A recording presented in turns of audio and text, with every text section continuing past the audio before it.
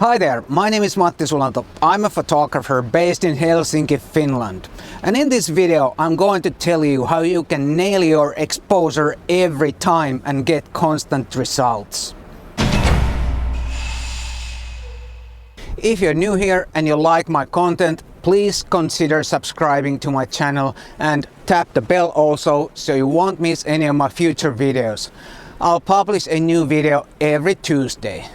Have you ever had problems with your exposures? Sometimes the picture looks too bright and sometimes it looks too dark. It has happened to me many times and it's so frustrating, and it increases the time in post-processing.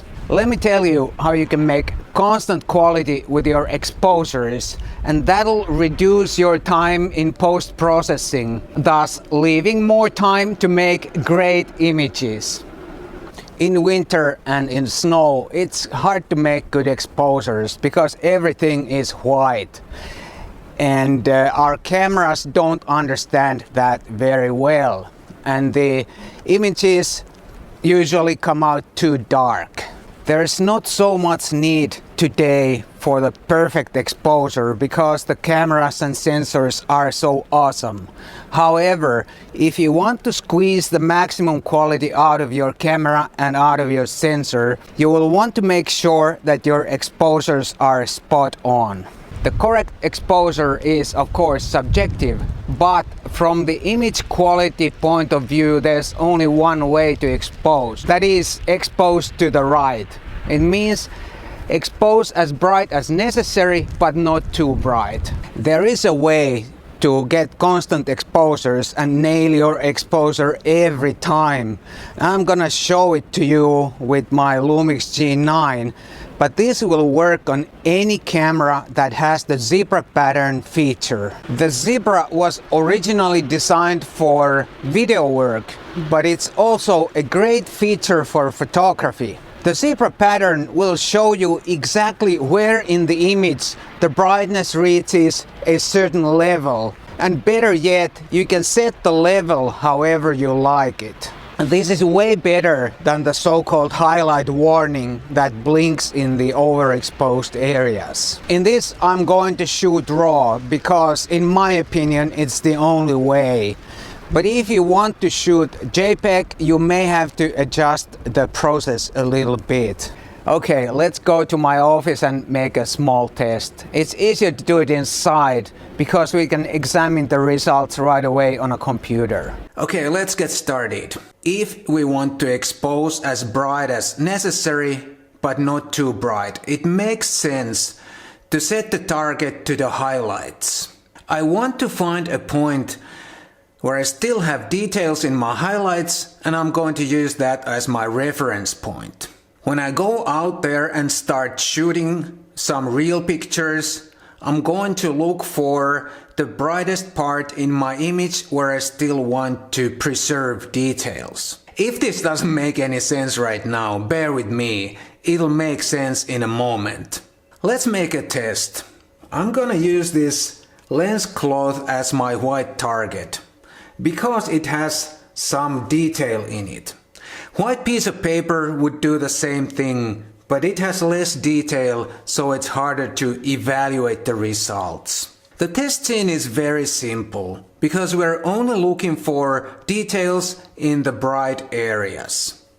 If you do this at home, make sure your white balance is correct. It doesn't have to be exact, but it has to be in the ballpark. Also make sure that your lighting is constant during the whole process. Okay, I'm gonna set the zebra now and I'm gonna start at 90%. Let's see what comes out. I'm going to adjust my exposure so that the zebra is just visible in the bright area where the cloth is, like so. Now let's see how it looks in the Lightroom. Even without zooming in, we can see that there's plenty of detail in the zebra area.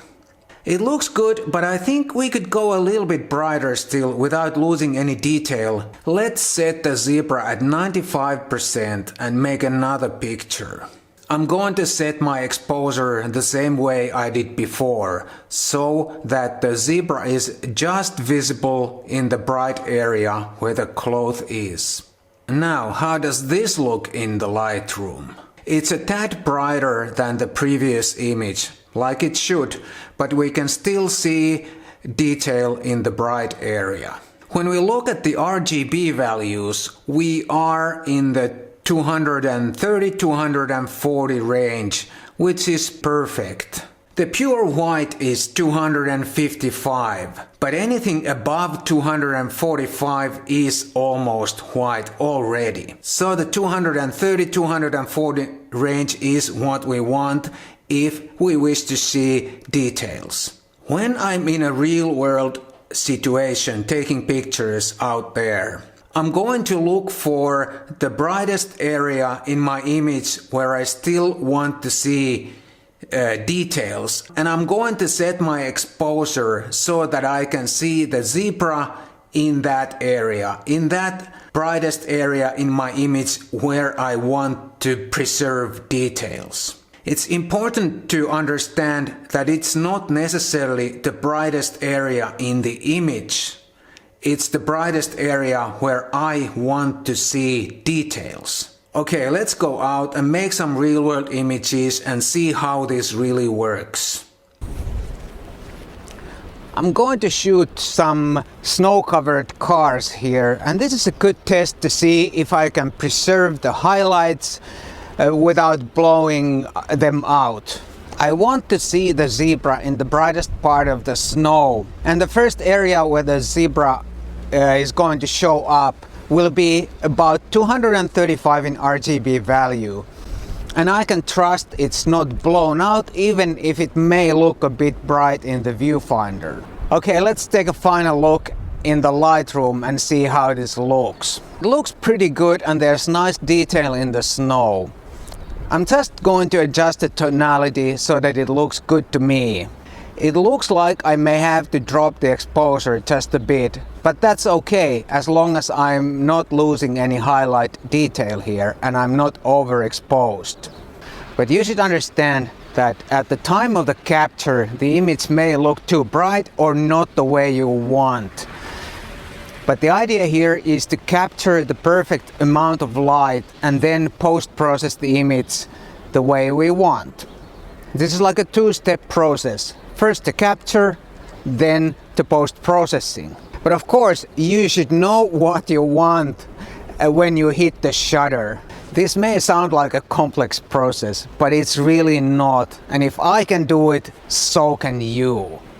This is one of those things that a modern camera can offer and make your photography better and your technical quality constant. I hope you found this useful. Thanks for watching and I'll see you next time.